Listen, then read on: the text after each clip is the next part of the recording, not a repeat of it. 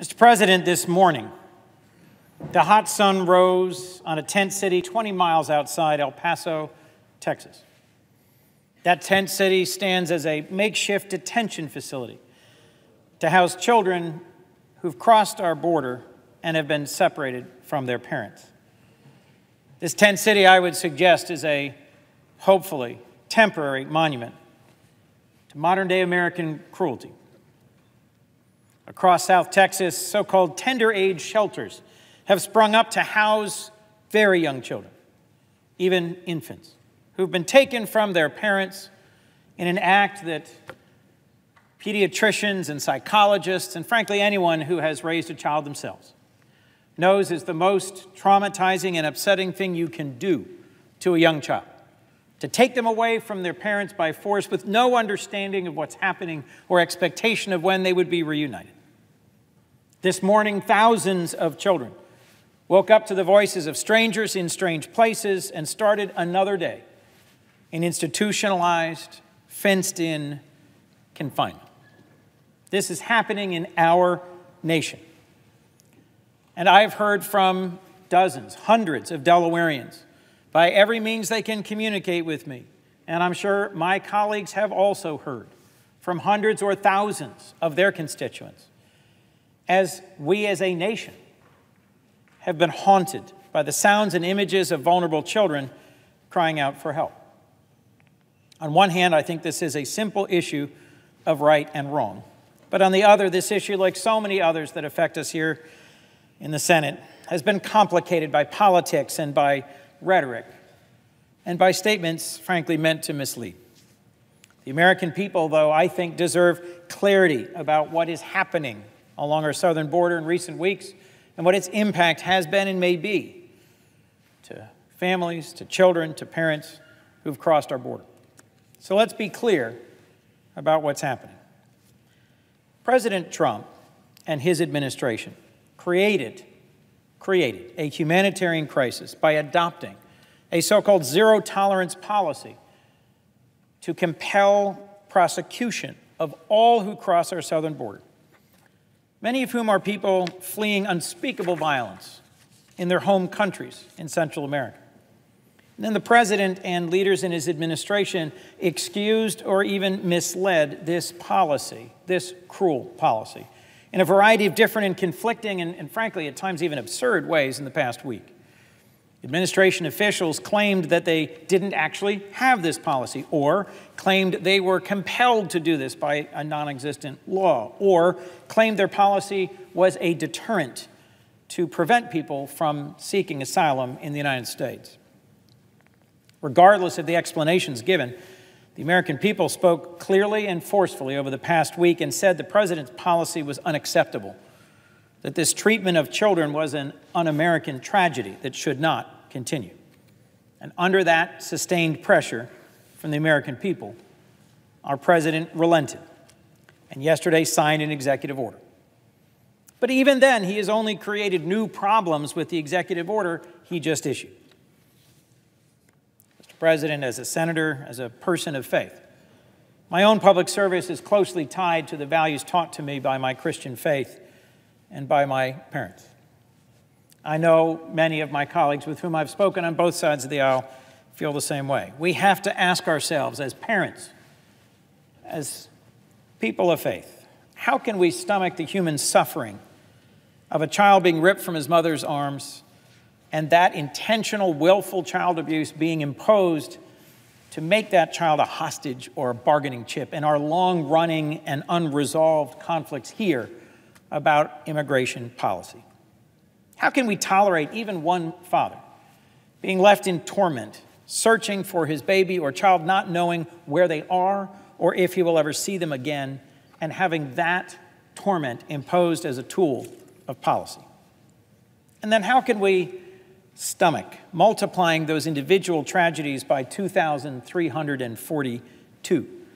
Because by my account, since May, 2,342 children have been forcibly separated from their parents after crossing our border.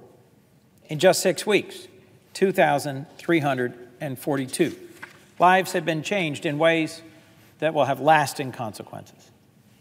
Now, the president has issued the executive order that he claims will end this separation of families, but that executive order is seriously flawed and will create as many problems and questions as it seeks to address. Of course, it doesn't change the fact that this policy, this zero-tolerance policy, has already inflicted trauma and suffering on thousands of families and children. I think it creates a new humanitarian challenge, a new humanitarian crisis, because the consequences of this new executive order will be to detain entire families in what may well prove to be ill-equipped tent cities. And this policy does nothing to clarify what will become of the more than 2,300 children already separated from their families, some of whom have been lost track of by the agencies responsible for them. Mr. President, we live in the world's most powerful and prosperous nation. But I'm afraid we are watching, as day after day, the way in which the administration has chosen to treat children through their indefinite detention or separation from their parents in a way that will have lasting and negative consequences for our human rights record. As a nation, we were founded as an idea, a place to which people came fleeing persecution, fleeing countries in collapse or authoritarian regimes, and seeking a brighter, newer future in this country. I think we are being dishonest or short-sighted about our own family's history if any one of us stands and says, none of our ancestors came here. None of our ancestors came here seeking relief from oppression or outside the legal mechanisms of the time. I think we are forgetting our family's history if we say today we must close our border absolutely and prevent anyone seeking asylum from coming to our country. And frankly, Mr. President, I have struggled as leaders in this administration have chosen to cite Scripture and to use their faith as an explanation or a justification for why this zero-tolerance policy was required.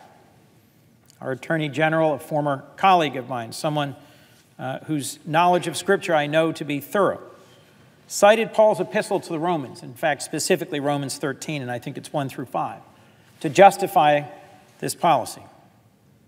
He said, and I quote, that Romans 13 requires us to obey the laws of the government because God has ordained the government for his purposes. I, too, am somewhat familiar in a passing way with Scripture.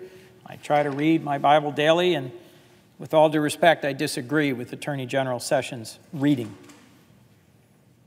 In Paul's letter to the Romans, he says just before Romans 13 and Romans 12, and then just a little later in Romans 13. So if you just read a few verses on either side, I think the message is clear. We are urged to share with the Lord's people in need. We are urged to live in harmony with one another. And we are reminded most pointedly later on in Romans 13 that love is the fulfillment of the law, and that love thy neighbor is the greatest commandment of the law. If there is one common theme, not just in this epistle, but in the gospel, it's that Jesus radically opened his heart and his preaching to those considered outcasts and other and marginalized in his society at his time. With whom did he spend his time? Upstanding citizens? Respected leaders? No. With prostitutes and tax collectors, with lepers, with Samaritans, with the other and the outcast.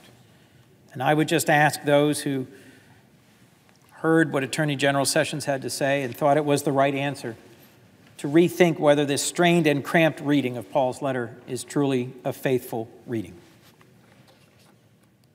Romans 13 does indeed instruct us to follow the law and to respect those in authority. But I'll say this particular passage, and it's being misquoted in order to support oppression, has a long and storied history. It was cited by Tories in this country who opposed those who stood up for freedom in the American Revolution. It was cited by slaveholders who opposed abolition in the run-up to the Civil War. I heard it cited by those who defended the apartheid regime in South Africa. Yes, it does teach us to obey the law and respect the law. It does teach us that God ordains those in authority, but it does not mean we should simply accept unjust and inhumane laws, and the abuses that flow from them. And as a person of faith, I simply cannot accept the current policies for the treatment of those who cross our borders seeking asylum and refuge in our nation.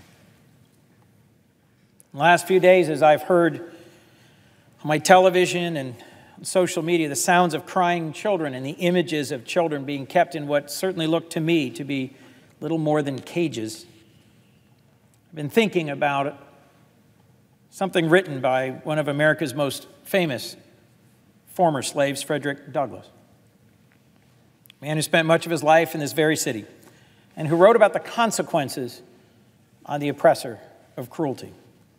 In his book, My Bondage and My Freedom, he recounted his life as a slave.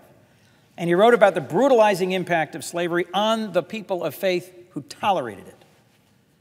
I think his words bear briefly repeating today.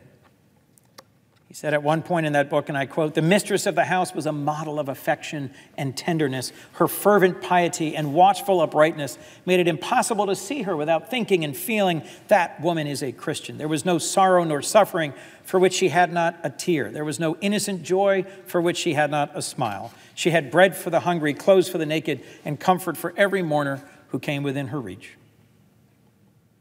Frederick Douglass goes on to say, "But slavery soon proved its ability to divest her of these excellent qualities. And slavery soon proved its ability to divest her home of its early happiness. Conscience cannot stand much violence. Once broken down, who is he that can repair the damage?" I think we should reflect, as people of conscience motivated to public service in many cases by a shared faith, about our responsibility to speak up for the values upon which our republic was founded and through which it has been improved. When we promote humanity, kindness, love, tolerance, openness, we advance our nation. I've been heartened by the calls I've heard from across my state and country by people of many different backgrounds, many different faith traditions, many different political views. I'm reminded by that passage from Frederick Douglass of the harm it causes us to be a part of a nation that imposes such a cruel and thoughtless policy and turns away and fails to look at it and fails to step forward and fails to change it. I'm encouraged by what change there has been so far, but I'll remind those listening, we must redouble our efforts. Let me quote just a few. The U.S. Conference of Catholic Bishops called forceful family separation immoral and contrary to Catholic values. The Holy Father, Pope Francis, himself expressed his agreement with that opinion, saying he's on the side of the Bishops' Conference in this debate. Reverend Franklin Graham, one of President Trump's most ardent defenders, called this policy disgraceful and said, I quote, "It's terrible to see families ripped apart, and I don't support that one bit." A personal friend of mine, Reverend Jim Wallace of Sojourners, has worked with a broad group from across faith leadership of the evangelical community, the Protestant community, to put together a group that goes by Reclaiming Jesus and to post online an important statement that speaks to how across so many different faith traditions, this practice, this policy of forcibly separating children, and now a subsequent policy of family detention, speaks ill of all of us. Christians, Jews, Muslims, humanists, people of all traditions have been calling on our president to end this treatment of fellow human beings. Mr. President, I've heard from colleagues, Republicans and Democrats from all over this country, their voices of concern. So it is my hope that we will refuse to tolerate this, that we as a body will take a stand, and that we as a nation will urge our president and this administration to adopt new, more humane policies for people crossing our border and seeking refuge in this country, and that we will support legislation, bipartisan legislation, to fix our broken immigration laws. It is only by the action and leadership of this administration that we've gotten into this space. It is only by their action and leadership we can get out of it. I pray that it is not too late for us to restore this nation's reputation as a country that welcomes those seeking refuge from around the world.